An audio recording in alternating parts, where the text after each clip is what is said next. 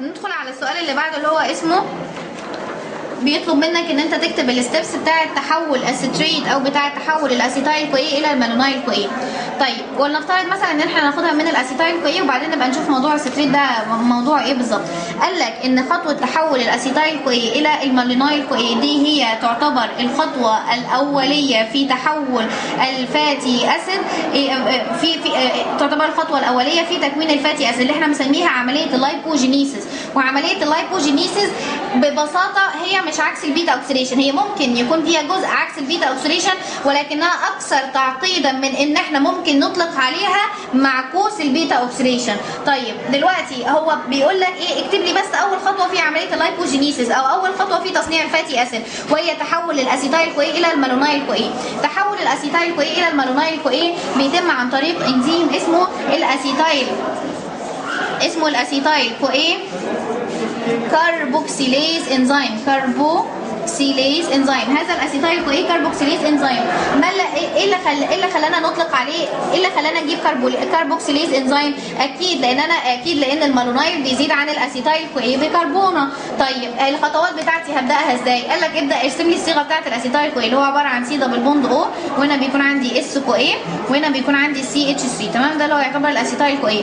طيب الاسيتايل كوي علشان احوله الى مالونايل كوي زي ما اتفقنا نستخدم الكاربوكسيليز انزيم. الكاربوكسيليز انزيم هنحتاج فيه A B C ومش هعيدهم تاني بقى. خلاص انت خلاص عرفت ان الاي بي سي ATP B بايوتين السي CO2. تمام؟ كل ده هنكتبه على السهم وهنكتب الكاربوكسيليز انزيم وبعد ما نكتب ان احنا هنستخدم الكاربوكسيليز انزيم هنبدا نعمل فيكسيشن للسي او 2. هنعمل فيكسيشن للسي او 2. السي او 2 هتدخل فين؟ السي او 2 هتدخل في المكان ده. يعني هيكون عندي بدل السي او 2 تفصيلها هي عباره عن سي او. السي او هتدخل هنا وهتاخد اتش من ده اهي وهتتحول الى سي او اتش وهنا دي هتبقى عندي سي اتش 2 وهنا هيبقى هنا يبقى عندي سي اتش 2 هنا يكون عندي سي دبل بوند او اس كو اي واس كو اي ويبقى احنا كده كونا عندنا المالونايل كو اي. طيب انا دلوقتي مشكلتي بتتمثل في ايه؟ انا دلوقتي مشكلتي بتتمثل في ايه؟ انا دلوقتي مشكلتي بتتمثل ان انا عايزه احول يعني المالونايل كو ايه اللي انا كونته ده عايزه اعرف الخطوات التفصيليه بتاعته. يعني ايه الخطوات التفصيليه بتاعته؟ يعني دلوقتي انا كل مره اقول لك ان انا محتاجه بايوتين از كو انزيم، مع الكربوكسيليز انزيم. ليه محتاجه البايوتين از كو انزيم؟ قال لك لان في البدايه انا لما اجي اخد الانزيم ذات نفسه اسمه كاربوكسيليز ومعاه كو انزيم اللي هو اسمه البايوتين. فانا لو كتبت لك الانزيم ده بصوره مختصره كده ومعاه البايوتين از كو انزيم، هذا البايوتين از كو انزيم هندخل عليه السي او 2 اللي هي سي او 2 اللي هي السي اللي احنا طالبينها وهندخل عليه برده مركب الاي تي بي وهذه الاي تي بي هتتحول عندي عايزه منها طاقه بس فتتحول الى الاي دي بي زائد الانورجانيك فوسفورس عادي وهيكون عندي الانزيم هيكون عندي الانزيم بايوتين CO2. تمام؟ الانزيم يعني CO2 حصل لها فيكسيشن على البايوتين اللي هو يعتبر الكو انزيم. طيب وبعدين بس قال لك ولا قبلين بعدين الانزيم بايوتين هنبدا نطلع الانزيم بايوتين لوحدهم عادي. وهندخل له الاسيتايل كوي اللي هي عباره عن الماده المتفاعله الاساسيه بتاعتنا الاسيتايل كوي. يعني انا هدخل الاسيتايل كوي على الانزيم بايوتين CO2 هيطلع عندي الانزيم بايوتين زي ما كان والCO2 هيحصل لها فيكسيشن على الاسيتايل كوي. فبالتالي الاسيتايل كوي هيزيد عليه مجموعه الCOO وهيكون عندي المالونايل كوي. طيب ماشي تمام. انا معاك دلوقتي ان انت كونت عندي مالونايل كوي. طيب وبعدين بعد ما كونت لي مالونايل كوي قال لك هي دي هو ده اللي كان طالبه في السؤال. قال لك السؤال ايه؟ قال لك حول لي الاسيتايل كوي الى المالونايل كوي. طيب ده لو احنا بدانا بالاسيتايل كوي واتفقنا ان احنا نستخدم انزيم اسمه الكاربوكسيليز انزيم عشان نحوله الى المالونايل كوي. طب لو قال لك ابدا بالستريت قال لك بسيطه يعني ده يعني هو عايز يربط لك الليبيد بالكربوهيدرات. ليه؟ لان احنا كنا اخذنا في الكربوهيدرات انزيم اسمه الستريت لايز انزيم. هذا الستريت لايز انزيم كان هو المسؤول ان هو يكسر لك الستريت الى الاوكزال اسيتيت والى الاسيتايل كوي اللي هي المركبات الاساسيه بتاعته. وانت لو رجعت الكربوهيدرات هتلاقي نفسك فاكره ان شاء الله لو كنت مركز معايا وانا بشرح. المهم يعني ان انت هتكتب الخطوه دي اللي هي خطوه الستريت لايز اللي بيكسر فيها الستريت الى الاوكزال اسيتيت والاسيتايل كوي وتقوم واخد الاسيتايل كوي ومحوله الى المالونايل كوي. واعتقد السؤال ده كان جه في الدور الاول بتاعه السنه دي. تمام. اللي بعده هو ما هو عامله اشتقاق من السؤال اللي قبليه، اللي هو السؤال بيقول ايه؟ بيقول اسيتايل كوي كاربوكسيليز انزيم، نفس الانزيم اللي احنا مستخدمينه عشان نحول الاسيتايل كوي الى المالونايل كوي. بيقول لك الفورمولا بتاعته، يعني هتقول له المربع الصغنون اللي في الكتاب ده، اللي هو هتقول له ان هو الانزيم ده بيكون معاه بايوتين، وتكتب له المعادله بالتفصيل لان هو بيكون طالب بعديها الفانكشن بتاعته. هتقول ان هو بيحول لك الاسيتايل كوي الى المالونايل كوي، هتكتب له الانزيم بايوتين والسي او 2 والاي تي بي بيطلع اي دي بي والانورجانيك فوسفورس. انزيم بايوتين بيتحد مع السي او 2 بتقوم مدخل الاسيتايل كوي ويطلع الانزيم ولا كأن حصل له حاجه ويكون عندك المالونايل كوي. طيب تمام، نيجي بقى عند الحته الجديده في السؤال وهي بتقول لك ايه؟ بتقول لك الريجوليشن بتاعت الاسيتايل كوي كاربوكسيليز انزيم. الريجوليشن بتاعت الاسيتايل كوي كاربوكسيليز انزيم هي كالاتي. اول حاجه هيقال لك ان احنا هنقسمها لقسمين. اول حاجه اللي هو بيكون عندك شورت تيرم ريجوليشن، وتاني حاجه اللي هو بيكون عندك اللونج تيرم ريجوليشن. الشورت تيرم ريجوليشن اللي هي عباره عن بتتقسم برده الى حاجتين. الشورت تيرم ريجوليشن اللي هي عباره عن الالوستريك، اللي هي عباره عن الالوستريك ريجوليشن، والثانيه اللي هي عباره عن الكوفالنت ريجوليشن، الكوفالنت موديفيكيشن. تمام. الالوستريك ريجوليشن يعني ايه الوستريك ريجوليشن؟ الوستريك يعني الوستريك سايد، يعني ماده بتلزق في الانزيم بتعمل له انهبيشن، او ماده بتلزق في الانزيم بتعمل له اكتيفيشن. والماده دي قال لك يا اما الماده المتفاعله هتلزق فيه تعمل له اكتيفيشن، يا اما الماده اللي نتجت هتلزق فيه تعمل له انهبيشن. يعني ايه برضو؟ قال لك يعني انت بيكون عندك الاسيتايل كوي، الاسيتايل كوي كاربوكسيليز انزيم. هذا الاسيتايل كوي كاربوكسيليز انزيم الاكتيف فورم والاناكتيف فورم. تمام. لو اعتبرنا ان اللي فوق ده اللي هو كان عندي الاناكتيف فورم، واللي تحت ده اللي هو عباره عن الاسيتايل كوي كاربوكسيليز اللي هو عباره عن الاكتيف فورم. ايه الفرق ما بين الاكتيف فورم والاناكتيف فورم؟ احنا دلوقتي بنعمل بايوسينثيسيس للفاتي اسيد، بنعمل لايبوجينيسيس، يعني معناها ان اللي بياكل ده بياكل وشبعان وبياكل زياده عن اللي هو محتاجه لدرجه ان جسمه بدا يصنع دهون. يعني انا في حاله ويل فيد ستيت، الويل فيد ستيت معناها ان الاكتيف فورم تعتبر دي فوسفوريليتد، يعني ما فيهاش، يعني دي فوسفوريليتد يعني ما فيهاش فوسفورس. تمام. لكن الاناكتيف فورم اللي هي تعتبر فوسفوريليتد. طيب تمام. طيب دلوقتي انا عايز دلوقتي انقله من الاناكتيف فورم الى الاكتيف فورم. اكيد اللي هيكتبه هي عباره عن الماده المتفاعله. الماده المتفاعله اللي بيشتغل عليها الكاربوكسيليز انزيم اتفقنا انها الاسيتايل كوي. طيب ولو حبينا نجيبها لاصلها خالص، الماده المتفاعله اللي هي عباره عن الستريت، والستريت لما بيتكسر بيتحول عندي الى الاسيتايل كوي والاوكزال اسيتيت. الاسيتايل كوي هو اللي انا بستخدمه، فبالتالي الستريت هو بيعمل اكتيفيشن للاسيتايل كوي كاربوكسيليز انزيم، بيعمل له دي فوسفوريليشن، او بمعنى اصح، لان لما اقول فوسفوريليشن ودي فوسفوريليشن معناها ان انا بتكلم على كوفالنت موديفيكيشن، لكن انا بتكلم على الوستريك معناها ان هو بيعمل له اكتيفيشن من خلال البوليمرايزيشن. يعني ايه؟ قال لك ان الاسيتايل كوي ده كان في الاول مكون من 4 سب يونت متفرقين عن بعض كده، يجي الستريت يلزق على الاسيتايل كوي كاربوكسيليز انزيم، وبالتالي بيقول لك ان هو بيعمل له اكتيفيشن، وبالتالي ال4 سب يونتس دول كده بيلزقوا في بعض، وبالتالي كده بقى عندك اكتيفيتد. تمام. يبقى اذا عمل له بوليمرايزيشن، يبقى الستريت عمل له بوليمرايزيشن. طيب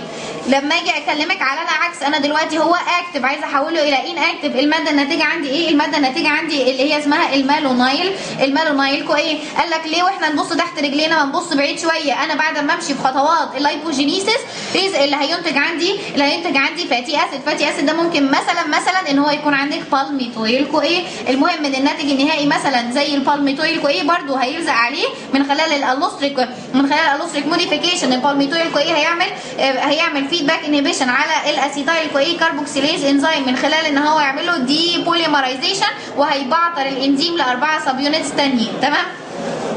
ده اللي هو عباره عن الشورت تيرم ريجوليشن من خلال الالوستريك ريجوليشن. طب والكوفالنت موديفيكيشن خلاص احنا قلناها، اللي هو هيكون عندك فوسفوريليتد او دي فوسفوريليتد. لما جيت اكلمك على الفوسفوريليتد ده يعتبر ان اكتف، ان بينما بيكون عندك الدي فوسفوريليتد ده يعتبر الاكتف، لانه بيعمل في حاله الويلفيد ستيت. في حاله الويلفيد ستيت انت مش محتاج فوسفات. طيب هل هي ليها رسمه في الكتاب؟ ملهاش رسمه في الكتاب. هل ممكن نالف لها؟ لا، ليها رسمه في الكتاب. معلش، ليها رسمه في الكتاب. في مواضيع ثانيه مش هيكون ليها رسمه، واحنا هنخترع لها رسمه برضو هتكون بسيطه على نفس نسق رسومات الكتاب. المهم رسمه الكتاب بتقول لك ايه؟ بتقول لك ان انت بيكون عندك الاسيتايل كوي كاربوكسيليز انزيم اللي هو يعتبر ان اكتف.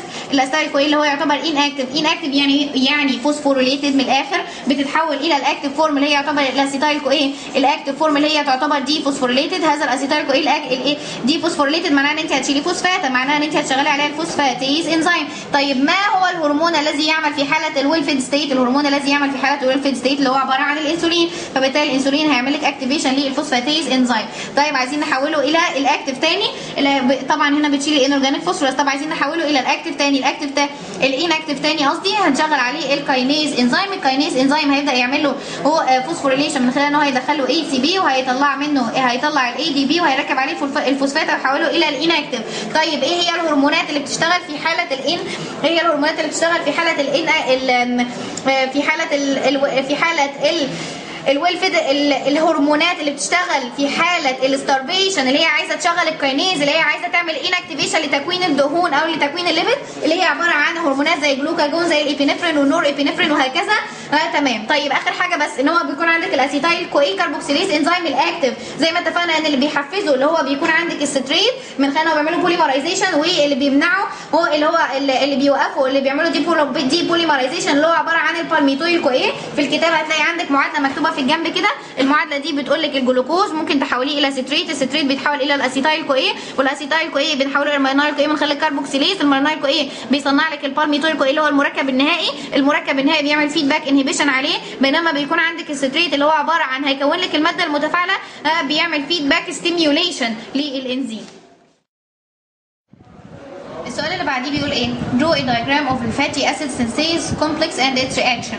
احنا وصلنا في السؤال اللي قبليه ان انا كنت عايزه ابدا في عمليه اللايبوجينيسيس، بداتها من خلال ان انا فعلت الاسيتايل كوي من خلال انزيم اسمه الاسيتايل كوي كاربوكسيليز، حولته الى المالونايل كوي، وبقى عندي الماده الاساسيه اللي انا هستخدمها في عمليه الفاتي اسيد سينثيسيس اللي هي عباره عن المالونايل كوي.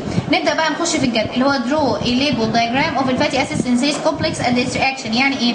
يعني بيقول لك في كل الرياكشنات اللي هنعملها دي بيدخل فيها انزيم واحد بس تحت مسمى الفاتي اسيد سينثيز كومبلكس، بس في الحقيقه هو انزيم بيخدعك. ليه؟ لان هو عباره عن مجموعه من الانزيمات محطوطه تحت اسم واحد اللي هو عباره عن الفاتي اسيد سينثيز كومبلكس. هذه المجموعه من الانزيمات دي تعتبر مالتي انزيم كومبلكس، هنعرف اسمائها واحنا بنتكلم عن الرياكشن. بس هو اول حاجه قال لك درو اي دايجرام بتاعه الفاتي اسيد سينثيز، يعني هو عايز رسمه الفاتي اسيد سينثيز. رسمه الفاتي اسيد سينثيز هنكتب معظمها دلوقتي والباقي هنكمله بعد ما نشرح الرياكشن عشان تبقى سهل عليك تفتكر. اللي هي عباره عن ايه؟ قال لك هو يعتبر دايمير. دايمير يعني هو مكون من 2 دايمير يعني هو مكون من 2 سب يونت. ال2 سب يونت دول عباره عن ايه؟ انت هتقوم راسم خط في النص كده، وبعدين هتقوم حاطط لي هنا ادي كده 1 ادي كده 2 ادي كده 3، تمام. وبعدين هنا بيكون عندي 1 2 3 4 وهنا بتحط لي 5، وبعدين هنا هتقوم راسم بالعكس، يعني هتحط هنا الواحد الدايره 2 دايره 3، وبعدين هنا هتحط دايره 4 ودايره 5 و6 و7 و8. شاطر، انت وصلت ان انا كده عندي في كل سب يونت 8 كور، بس ال8 كور دول بيمثلوا لك 7 انزيمز، بيمثلوا لك 7 انزيمز بالاضافه الى اسايل كارير بروتين، واحد من ال7 انزيمز دول بيطلع منه السيستاين ريزيديو، ده اللي يعتبر امينو اسيد بيكون فيه مجموعه اس اتش اكتف، والاسايل كارير بروتين بيطلع منه حاجه اسمها البانتوثينيك اسيد. البانتوثينيك اسيد ده برده بيكون فيه اكتف اس اتش جروب، وبالتالي انا لو طلعت لك من الناحيه دي طلعت لك سيستاين وقلت لك ان هو فيه هنا اس اتش، ومن هنا لو اعتبرت ان ده يعتبر الاسايل كارير بروتين في بانتوثينيك اسيد برده بيكون طالع منه اكتف اس اتش، وهنا برده العكس بقى، هنا هيكون عندي الاسايل كارير بروتين طالع منه البانتوثينيك اسيد. هذا البانتوثينيك اسيد بيكون فيه الاس اتش، وده بيكون عندي انزيم بيكون فيه السيستاين بيكون طالع منه برده الاس اتش، تمام. بس ابقى وسع على نفسك شويه عشان الحاجات ما تركبش فوق بعضها كده. المهم انا دلوقتي عرفت ان انا عندي انزيم في مجموعه سيستاين، انا لسه ما اعرفش اسم الانزيم ايه، في مجموعه سيستاين فيها اس اتش، الاسايل كارير بروتين واحد موجود في سب يونت والثاني موجود في سب يونت، برده في البانتوثينيك اسيد وبيطلع منه اس اتش.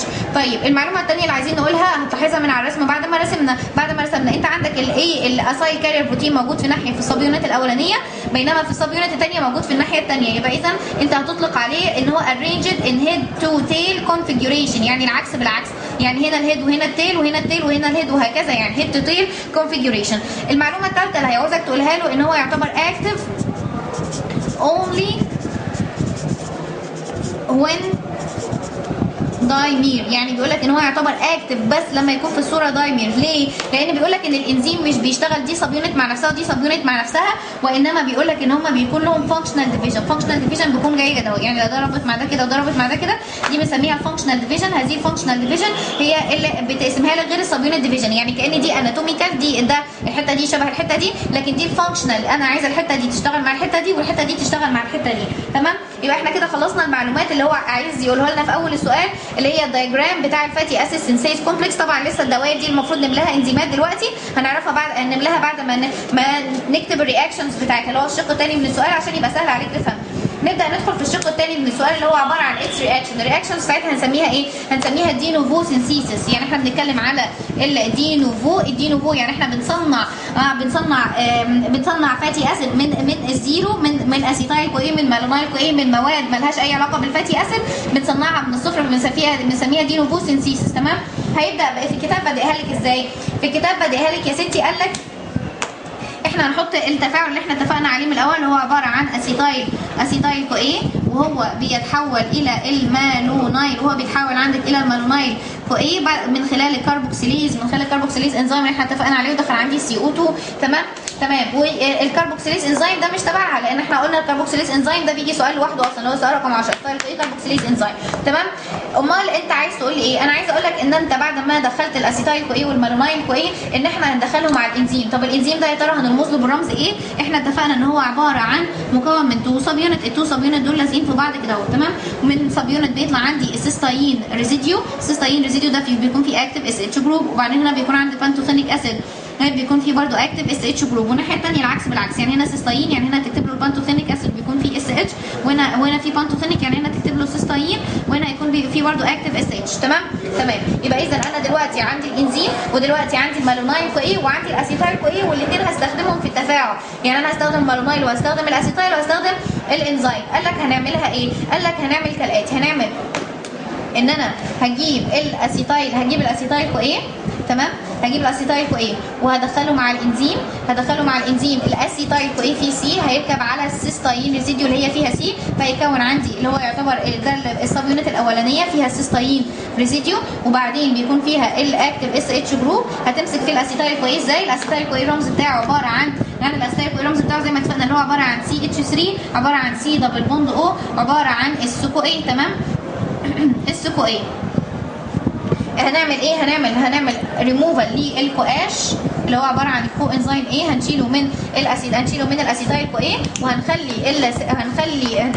الاسيتايل كو وهنخلي الاسيتايل كو يمسك في السيستاين ريزيديو. دلوقتي انت شلتي الكو ده علشان تركبي عشان تلزقي الدبل بوند في الاس ده اهي، هنعمل هنا سي دبل بوند او وهنعمل هنا سي اتش 3. تمام؟ والناحيه الثانيه برده هيكون عندي دي اللي هي السب يونت الثانيه، هنا هيكون عندي البانتوثينيك اسيد هيكون لازق فيه برده مجموعه الاس. طب الاس دي يا ترى هتمسك مع ايه؟ هتمسك مع المالونايل كو رمز المالونايل كو اللي هو عباره عن السي دبل بوند او، عباره عن الاس كو وهنا بيكون عندي سي اتش 2 وهنا بيكون عندي سي او اتش.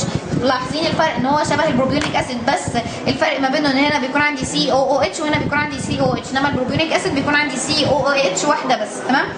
يبقى اذا ده اللي هو يعتبر المالونايل كو المالونايل كو هيمسك ازاي مع البانتوثينيك اسيد؟ هيمسك مع البانتوثينيك اسيد برده، هتقومي رسمه سهم كده اهو نازل كده اهو، وبرده هيتخلص عندك من الكو انزيم. هذا هيتخلص من الكو انزيم ويركب معاه من خلال السي دبل بوند او، وهنا بيكون عندي سي اتش 2 وهنا بيكون عندي سي او اتش. تمام؟ يبقى اذا انا كده كونت عندي ايه؟ يبقى انا كده كونت عندي الاسيتايل مالونايل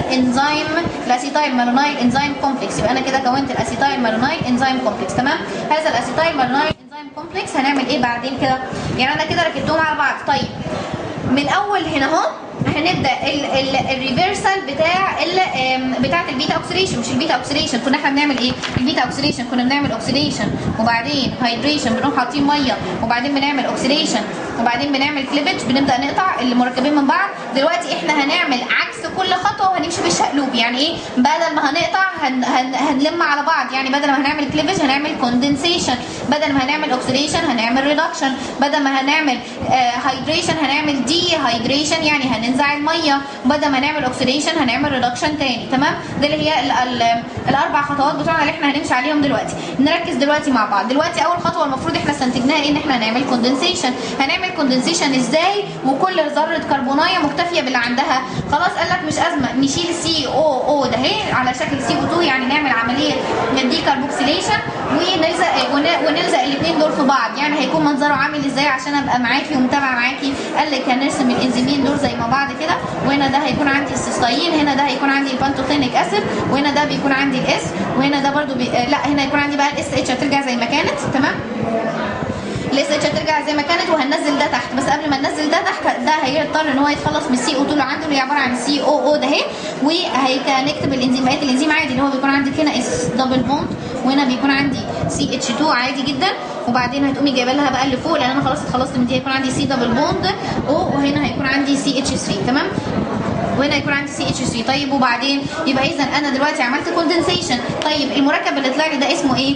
يا هو شبه الاسيد بالظبط، يعني شبه الاسيد فيه دبل بوند، بس الفرق ان هو فيه مجموعه كيتو، يعني على اساس ان الدبل بوند دي بتمثل لك مجموعه الكربوكسيل، وبعدين اسيد عادي فيه سي اتش 2 وفي سي اتش 3، بس الفرق ان هو فيه مجموعه كيتون. قال لك مش فارقه عادي، ممكن نسميه 3 كيتو اسايل، 3 كيتو اسايل ايه انزيم، لان هو لسه ماسك في الانزيم. يبقى اذا 3 كيتو اسايل انزيم. جبنا اسايل منين؟ لان هو اسيد في مجموعه الكربوكسيل. جبنا كيتو منين؟ لان انا عندي كربون رقم 3 مجموعه كيتو وما زال ماسك في الانزيم، فكون عندك 3 كيتو اسايل، كون عندك 3 كيتو اسايل انزيم بعد ما عملنا عمليه الدي كربوكسيليشن. وبالتالي لما اجي اسمي الانزيم هسمي الانزيم 3 كيتو اسايل سينسيز، يعني الانزيم اللي بيصنع 3 كيتو اسايل. تمام، وبالتالي الماده اللي طلعت لي 3 كيتو اسايل كومبلكس، ودي اللي هي خطوه الكوندنسيشن بتاعتي. دي اللي هي خطوه الكوندنسيشن اللي هي تعتبر اول خطوه. ثاني خطوه المفروض نكمل فيها ايه؟ اللي هي تعتبر الريدكشن. الريدكشن هيكون عندي ازاي؟ الريدكشن معناها ان انا عايزه اضيف هيدروجين، صح؟ هضيف هيدروجين ازاي؟ قال لك مش مشكله، هنضيف هيدروجين من خلال هات لي بس انت ناد بي اتش بلس اتش، وانا اخد الاتشين اللي معاها واطلعها لك ناد بي. ونفتكر لما انا كنت بكلمك على الهكسوز مونوفوسفيت قلت لك ان من فوائد الهكسوز مونوفوسفيت انها بتطلع لك الناد بي اتش بلس اتش، وناد بي اتش بلس اتش دي بتستخدم في الريدكتيف بايوسينثيتيك باثوي، يعني بتستخدم في عمليات الريدكشن اللي بتصطدم في تصنيع بعض المواد. وقلنا مثال عليها الفاتي اسيد، قلنا مثال عليها الكوليسترول، قلنا مثال عليها الستيرويد هرمون، واحنا دلوقتي بنتكلم على مثال تصنيع الفاتي اسيد استخدمنا فيه ناد بي اتش بلس اتش عشان نعمل ريدكشن.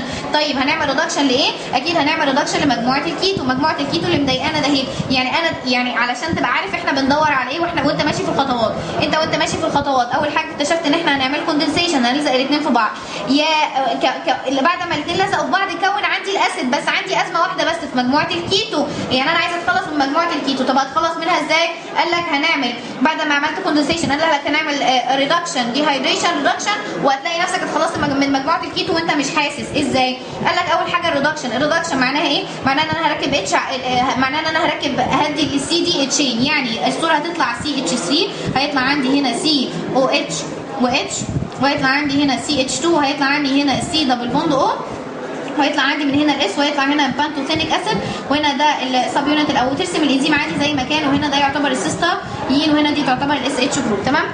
يبقى اذا ده اللي احنا بنسميه ايه؟ ده هنسميه نفس ده بالظبط، ولكن هنسميه الثلاثه بدل ما كان كيتو هنسميه 3 هيدروكسي، هنسميه الثلاثه هيدروكسي اسايل انزيم. تمام. هذا الثلاثه هيدروكسي اسايل انزيم هو ده اللي انا وصلت له. طيب وبعدين بعد ما كنت لي الثلاثه هيدروكسي اسايل انزيم، اسم الانزيم ايه؟ اكيد هيكون اسمه ريدكتيز انزيم. طيب الريدكتيز انزيم اشتغل على انهي ماده؟ اشتغل على الماده اللي فوقيه، يبقى اذا اسمه 3 كيتو اسايل ريدكتيز اللي هو عمل لي ريدكشن. تمام. وخلي بالك قوي في اسماء الانزيمات دي، لان الانزيمات دي هي اللي هنملى بيها المربعات، هنملى بيها الكور اللي احنا كنا لسه ما مليناهاش واحنا بنتكلم على الاستراكشر بتاعت الانزيم. تمام. يبقى اذا انا كونت عندك كده ايه؟ كونت عندك كده 3 هيدروكسي اسايل انزيم. طيب هذا ال 3 هيدروكسي اسايل انزيم انا دلوقتي عملت كوندنسيشن وبعدين عملت ريدكشن، باقي لي اعمل ايه؟ باقي لي اعمل الديهايدريشن. هتعمل الديهايدريشن ازاي يا معلم؟ هقوم شايله الاو اتش ده اهي مع اتشايه من اللي جنبها، من هنا اهو، هطلع عندي الاتش 2 او، وبالتالي هيكون عندي المركب الاتي اللي هو عباره عن سي اتش 3، هيكون عندي هنا سي اتش دبل بوند سي اتش، وهيكون عندي هنا سي دبل بوند او، هنا هيكون عندي اس، وهنا هيكون عندي البانتوثينيك اسيد، وكمل الانزيم ده زي ما هو. يجي واحد عايز يتفزلك عليا ويقول لي طب ما كنت تشيلي الاو اتش من هنا، ما كنت تشيلي او اتش من هنا واتش من هنا، هنقول له بس كده تكافؤات الكربون هتبوظ. احنا عايزين نخلق دبل بوند ما بين الكربونتين دول، علشان انا لما اجي اعمل الريدكشن اللي عليه الدور هقوم مدخل اتش هنا واتش هنا، وبكده هحصل على الاسيد عادي. يعني ايه بالظبط؟ عايز تقول لي ايه؟ عايزه اقول لك ان احنا عملنا دي هايدريشن من خلال الدي هيدراتيز، من خلال الدي هيدراتيز انزيم. هذا الدي هيدراتيز انزيم نزع لي الميه وخلق لي حاجه سميناها الاينويل اسايل انزيم، سميناها الاينويل اسايل انزيم. يعني اسيد في اينويل، يعني دبل بوند ما بين كربونتين، اينويل اسايل انزيم. تمام؟ هذا الاينويل اسايل انزيم هنشغل عليه ريدكتيز انزيم. هذا الريدكتيز برضو هنسميه اينويل ريدكتيز. هذا الريدكتيز برضو هنستخدم فيه الناد بي اتش بلس اتش. هذه الناد بي اتش بلس اتش هتدي اتشايه الناحيه دي وهتدي اتشايه الناحيه دي، وبالتالي المركب النهائي اللي عندي هيطلع لي اللي هو عباره عن ايه؟ المركب النهائي هنكتب المركب زي ما هو بالظبط، سي اتش 3، وهنا هيكون عندي سي اتش 2، وهنا هيكون عندي سي اتش 2، وهنا هيكون عندي سي دبل بوند او، وهنا هيكون عندي الاس، هنا هيكون عندي الاس، وهنا هيكون عندي البانتوثينيك اسيد، وهنا هيكون عندي دي رابطه رقم 1، دي سب يونت رقم 2، دي سب يونت رقم 1، وهكمل لي الانزيم عادي، يعني نفس الاختصار اللي احنا كنا متفقين عليه. طيب وبالتالي طلع عندك ايه دلوقتي؟ طلع عندي الاسايل انزيم وهو المطلوب اثباته. يعني ايه؟ يعني انا لما جيت اكلمك على الاسايل انا كنت عايزه اكون فاتي اسيد ما فيهوش مجموعه الكيتو، وبالتالي مشيت في الخطوات ده هي اللي انا تخلصت من خلال مجموعه الكيتو كون عندي الاسايل انزيم.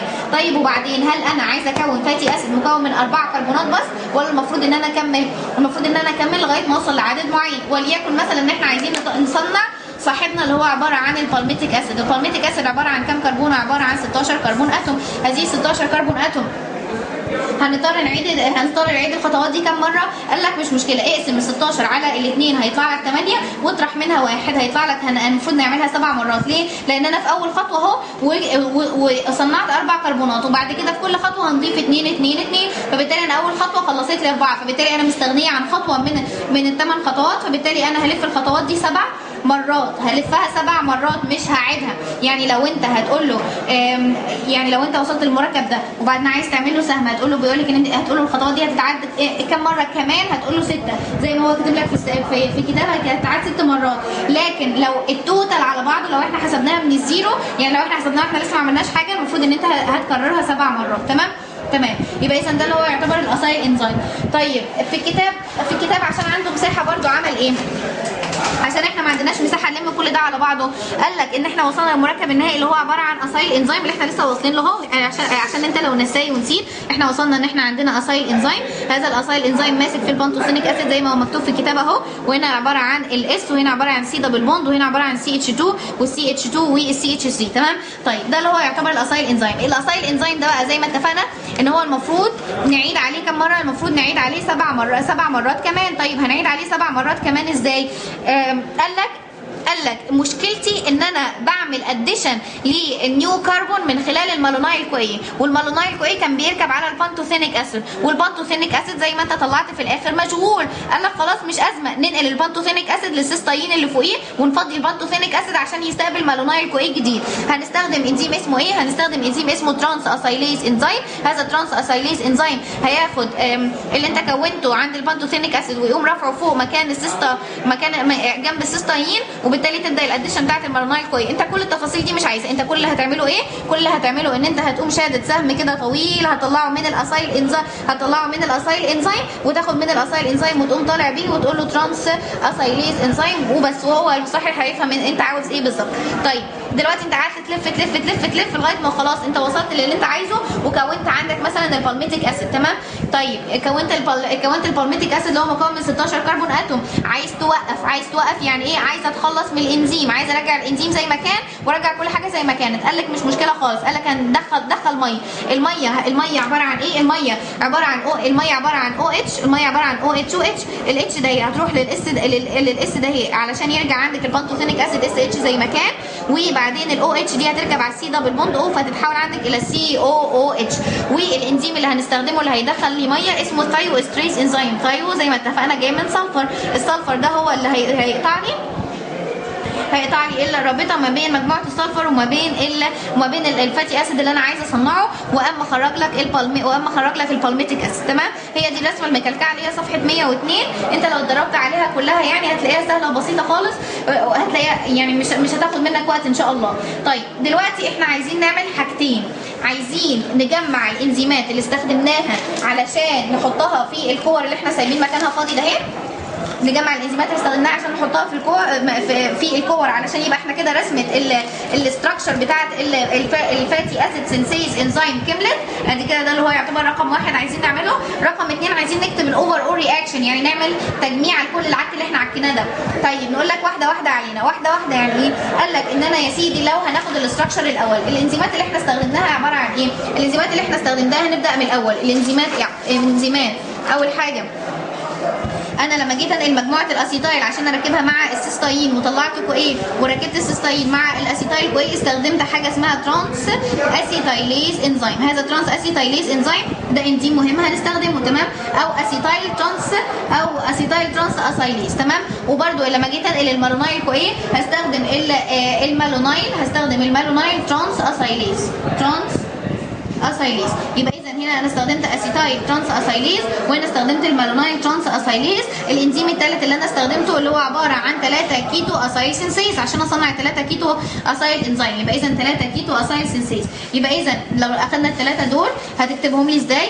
هتكتب هنا الاسيتايل ترانس اسايليز، وهتكتب هنا المالونايل ترانس اسايليز، وهتكتب هنا الكيتو اسايل سينسيز، وهتكتب هنا الكيتو اسايل سينسيز. طيب نكمل كده الانزيمات. احنا كده خلصنا الكيتو اسايل سينسيز، وبعدين بعد ما كونا الكيتو اسايل سينسيز عملنا ايه؟ شغلنا الريدكتيز انزيم. شغلنا الريدكتيز انزيم كان اسمه 3 كيتو او 3 كيتو اسايل ريدكتيز انزيم. وبعدين الثانيه شغلنا حاجه اسمها الديهيدراتيز انزيم اللي هو نزعنا من خلاله الميه. وبعدين استخدمنا ريدكتيز ثاني سميناه الاينويل ريدكتيز لان هو بيشتغل على الاينويل اسايل انزيم بنسميه الاينويل ريدكتيز انزيم. يبقى اذا انا كده عندي ريدكتيز بس اسمه 3 كيتو اسايل، عندي الديهيدراتيز، وبعدين عندي ريدكتيز ثاني اسمه الاينويل ريدكتيز. واخيرا اخر انزيم استخدمته اللي انا نزعت بيه، اخر انزيم استخدمته اللي انا شلت بيه اللي انا طلعت بيه في الاخر اللي هو عباره عن الاسيد اللي انا صنعته في الاخر اللي هو كان هنا ده. الاسيد اللي انا صنعته في الاخر اللي انا شلت الاسيد طلعته خلاص بره ورجعت الانزيم زي ما كان، اسمه ثايوستريز انزيم تمام. الثايوستريز انزيم هنكتبه فين؟ الثايوستريز انزيم قال لك هنكتبه في الكوره اللي لوحدها ده هنسميها ثايوستريز انزيم. والثلاث انزيمات اللي احنا قلناهم اللي هو عباره عن ريدكتيز وريدكتيز، سواء اذا كان كيتو اسايل ريدكتيز، سواء اذا كان اينويل ريدكتيز، سواء اذا كان الديهيدراتيز انزيم اللي احنا نزعنا من خلاله ميه، هي دي الانزيمات اللي احنا استخدمناها. وهنا ده كان عندي الاسايل كارير بروتين. وبكده استخدمنا ان انا كده استنتجنا ان مجموعه السيستاين متعلقه من الكيتو اسايل سينسيز انزيم تمام. وهتملى الكور اللي تحت بنفس الطريقه. خلاص يبقى احنا كده خلصنا الاستراكشر بتاعت الكيتو اسايل سينسيز انزيم. وباقي لك حاجه واحده بس عشان اجابتك تبقى نظيفه والمصحح يتبسط منك، ان هو احنا كتبنا الدايجرام بتاعت الفاتي اسيد سينسيز كومبلكس، كتبنا الرياكشنز بتاعته، باقي لك بس تكتب المصحح الاوفر اول رياكشن علشان تبقى اجابتك كويس. الاوفر اول رياكشن عباره عن ايه؟ قال لك يا سيدي احنا لو رجعنا بالذاكره لاول المعادلات خالص، احنا استخدمنا اسيتايل كويه، وهذا الاسيتايل كويه حولناه الى المالونايل كويه، وبعدين دخل المالونايل كويه مع واحد اسيتايل كويه. يبقى اذا انا عندي اسيتايل كويه دخلته مع مالونايل كويه، وبعدين هذا المالونايل، وبعدين خلال المعادلات استخدمت فيه 2 ناد بي اتش بلس اتش صح؟ مش انا استخدمت ناد بي اتش بلس اتش مره في الريدكتيز ومره في الريدكتيز الثاني، وبالتالي انا عندي 2 ناد بي اتش بلس اتش تمام. بي اتش بلس اتش. طيب عايزين نوزن بقى. يعني انا دلوقتي قررت المعادله كم مره؟ قررتها زي ما اتفقنا 7 مرات، لان هو 16 على 2 فيها 8 طرحنا واحد بقت 7 اللي هو 16 كربون بتاعه البالميتيك اسيد. طيب انا دلوقتي استخدمتها 7 مرات، يعني انا استخدمت المالونايل كويس 7 مرات، وما تغلطش وتقولي الاسيتايل كويس استخدمناه 7 مرات، لان انا استخدمته مره واحده بس في الاول، وانا بدخله على الصبيونات الاولانيه اللي هي عند السيستاين، وبعدين بعد كده بقيت بدخل على السيستاين اللي انا بصنعه تمام. يبقى انا استخدمت الاسيتايل كويه مره واحده بس، استخدمت المالونايل كويه 7 مرات، استخدمت الناد بي اتش بلس اتش 7 مرات، ومرتين في المره يعني هيساوي 14 مره تمام. وبالتالي اللي احصل على ايه؟ اللي انا حصلت عليه الاتي، حصلت على البالميتيك اسيد اهم حاجه حصلت عليها. طيب تاني حاجه حصلت عليها ايه؟ الناد بي اتش بلس اتش اللي انا كنت مدخلاها ناد بي اتش بلس اتش هتطلع لي الناد بي، وبالتالي هيكون عندي هنا الناد بي 14 ناد بي. طيب تمام. وبعدين قال لك هيكون عندي 3 نواتج تانيين مهمين جدا لانه محتاجين مخكم شويه. دلوقتي انا لما دلوقتي انا لما جيت في البدايه خالص وانا بدخل ايه؟ وانا بدخل الاسيتايل كو ايه والمالونايل كو ايه على الانزيم. تمام. اتخلصت من كو ايه من الاسيتايل كو ايه واتخلصت من كو ايه من المالونايل كو ايه، وبالتالي لكل ذره مالونايل كو ايه دخلت المالونايل كو ايه بتخلص منها من كو انزيم ايه، والاسيتايل كو ايه بتخلص منها من كو انزيم ايه. وبالتالي انا لما اجي احسب اللي طالع لي من الكو ايه، يعني انا لو قلت لك يبقى اذا انا كده طالع لي كام كو ايه؟ والله انا دخل عندي واحد اسيتايل خسر واحده كو ايه، وعندي 7 مالونايل خسروا 7 كو ايه، يبقى اذا الناتج عندي 8 كو اش خسرناهم. 8 كو انزيم ايه خسرناهم. طيب وخسرنا ايه كمان؟ قال لك فاكر عمليه الديكربوكسيليشن اللي كنا بنعملها؟ اللي كنا بنعملها عشان نركب المركبين على بعض. تمام شاطر لان انت فاكرها ومركز معايا. تمام. يبقى اذا انا كده خسرت كام؟ خسرت سي او 2 كام مره؟ 7 مرات. في ال7 مرات اللي انا لفيت فيهم خسرت فيهم سي او 2. طيب ولو انت شاطر ومركز ومصحصح معايا برده هتفتكر ان احنا لما جينا نعمل دي هايدريشن طلعنا جزيء ميه. تمام. وجزيء ميه لف 7 مرات، يعني المفروض ان احنا نكتب ان هو طلع 7 مرات. قال لك المفروض ان هو طلع عندي 7 جزيئات ميه. قال لك لا انا طلع عندي 6 جزيئات ميه. ليه جزيء الميه الاخراني ده راح استخدمته في ايه؟ قال لك انا استخدمته لما جيت اشغل التريو استريس انزيم، لما جيت عايزه افض الخناقه ما بين الانزيم وما بين الفاتي اسيد، دخلت جزيء ميه عشان الانزيم ياخد اتش وعشان الفاتي اسيد ياخد او اتش، وبالتالي الفاتي اسيد يطلع سليم والانزيم يرجع سليم زي ما كان. وبالتالي انا بالاوفر اول رياكشن عباره عن اسيتايل كو ايه بالاضافه الى 7 مالونايل كو ايه بالاضافه الى 14 ناد بي اتش بلس اتش، يطلع عندي البالميتيك اسيد، يطلع عندك 16 ناد بي، يطلع عندك 8 كو اش، يطلع عندك 7 سي او 2، يطلع عندك 6 اتش 2 او. ودي المعادله اللي هتلاقيها موجوده في صفحه 101.